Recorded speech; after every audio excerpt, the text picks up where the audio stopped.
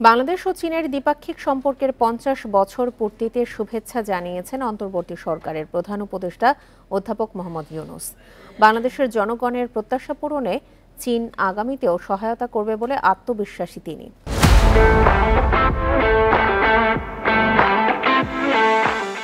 সম্প্রতি চীনের হাইনান প্রদেশে বিএফ এর বার্ষিক সম্মেলনে যোগ দিয়েছিলেন প্রধান উপদেষ্টা।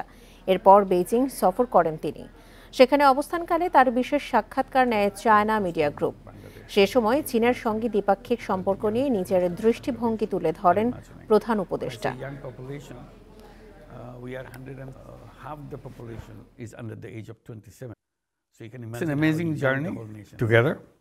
এটি একটি অসাধারণ সফর। একসঙ্গে আমরা অর্ধ শতাব্দী পার করলাম। চীনের সাথে এই ঐতিহাসিক মুহূর্ত উদযাপনের সঠিক সময় এটি। দ্বিপাক্ষিক সম্পর্কের শীর্ষে পৌঁছাতে পেরে আমরা খুবই খুশি।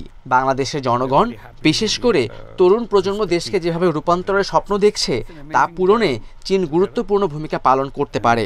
দেশে মোট জনসংখ্যার অর্ধেকই তরুণ, তাই আপনারা বুঝতেই পারছেন আমাদের পুরো জাতি কতটা তরুণ।